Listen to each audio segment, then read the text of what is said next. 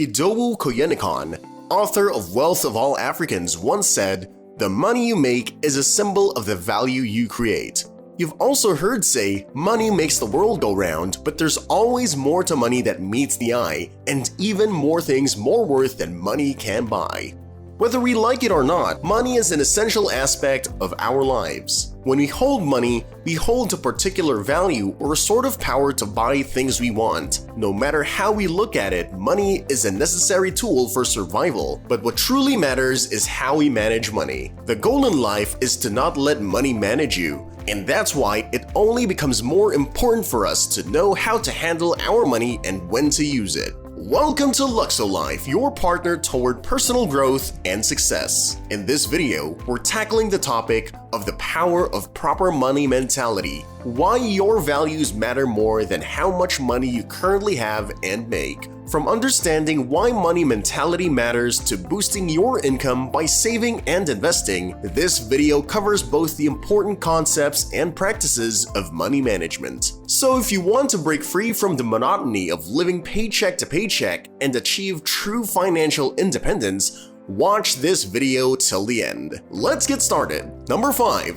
For every decision, there is a trade-off. You can't have your cake and eat it too. When it comes to finances, the notion of trade-offs forms the bedrock upon which sound financial decision-making is built. It is the concept that emphasizes the necessity of choices, and it underlines that every financial decision we make carries inherent consequences and benefits. These choices encompass how we spend our money, how we save or invest it, and even how we allocate our resources to various life goals. One of the fundamental truths about managing one's finances is that resources are finite. You only have a certain amount of money, time, and energy to allocate to various aspects of your life. Understanding the concept of trade-offs entails recognizing that by choosing to allocate resources to one area, you are implicitly choosing not to allocate them to another. It's a bit like a balancing act, and each financial decision becomes a weight on one side of the scale, affecting the equilibrium of your overall financial well-being. Consider a simple example: the decision to purchase a new car.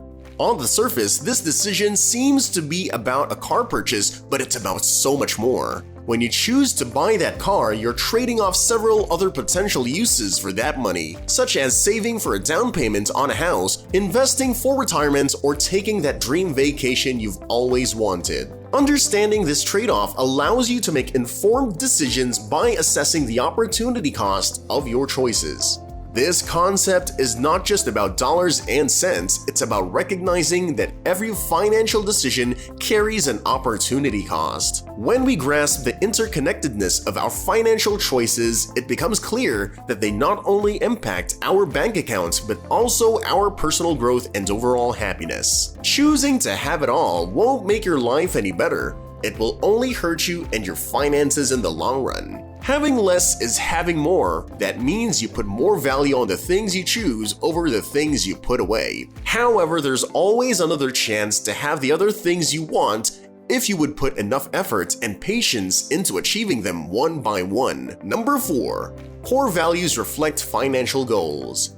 Many people are excited about making their financial goals and crafting a quote-unquote effective financial roadmap, but they often come up with these things and never actually getting anything done. One of the many reasons for this is because of their lack or misunderstanding of their core values. Sometimes you don't fail because you're incompetent, but because you have set the wrong goals. Most, if not all of us, want to earn money. We work hard and think smart to earn our living, and we all hope to earn more and more over time. However, stop and think about it for a second. Why do you want to earn money? Do you want to buy a car? Purchase a house? Pay your debts and bills? Provide for your family? Think deeply of your inner values and ask yourself, what do I need money for? You see, a lot of people will work to earn money, and they all start with the same goals and dreams as you do. But when their focus shifts on earning money for something important to just earning money, they start becoming miserable. What ultimately drives you to work hard and do your best is a motivation that aligns with your core values. The goals and roadmap you come up with should align with your motivation because it makes it easy to work when you know you're doing it for something that matters to you. Moreover, your core values reflect your financial philosophy and strategy. Let's look at it using the tree analogy.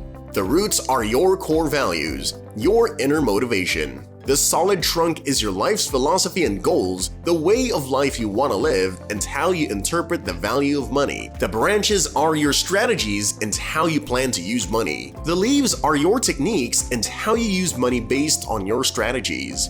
Finally, the fruits are the results of your overall work. So if you don't even have the root system established yet, if that root system isn't healthy, then you're not going to be producing any good branches, leaves, or fruits. You have to establish your core values first, find out your inner motivation, focus on that, and then you can start growing your tree. Number 3. Financial independence is not about having more but worrying less.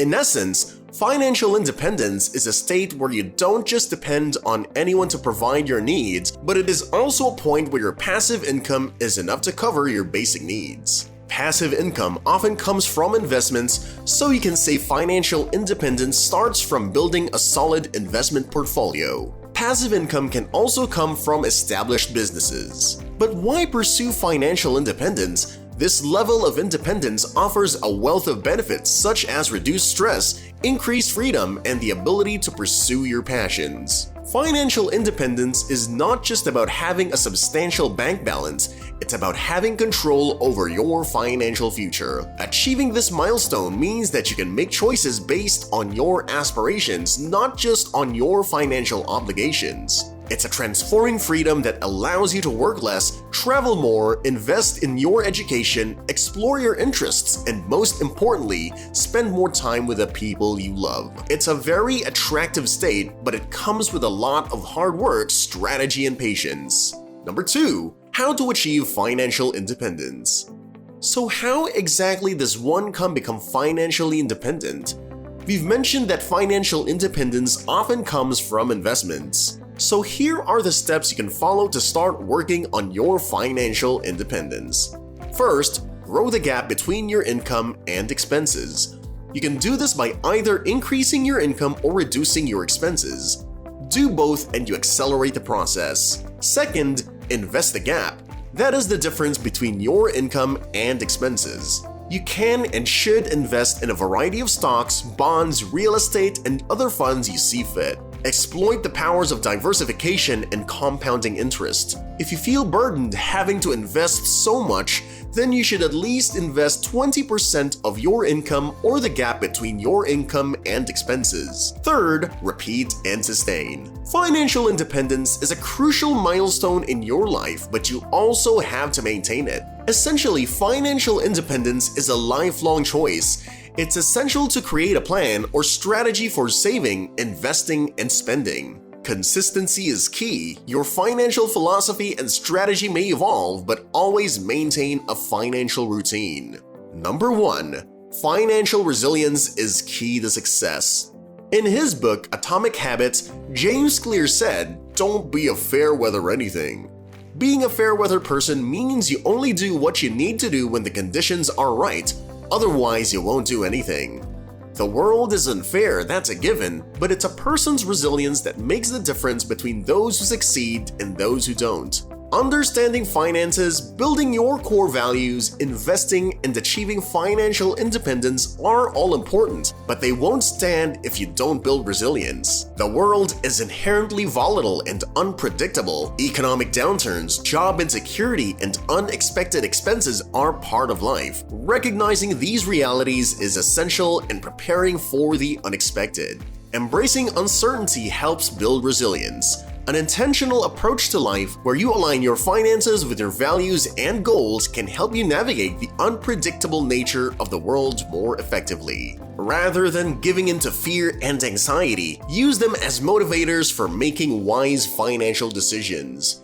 Fear can drive you to build an emergency fund, invest prudently, and create a safety net for your family. Implement strategies like creating a budget, setting financial goals, and practicing mindful spending to curb impulsive behavior and boost savings. A positive mindset and behavior change are central to financial success. Nurture a growth mindset and focus on building healthy financial habits to propel your financial journey forward. Managing money is not just about numbers, it's about aligning your financial decisions with your values and goals to lead a fulfilling life. Achieving financial independence and navigating the volatile world with resilience are integral to this journey.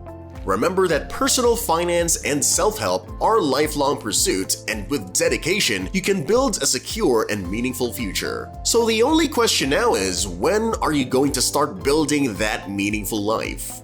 If you liked this video, give us a thumbs up and subscribe to the channel for more awesome and life-changing videos. As always, thanks for watching, and we'll see you again next time.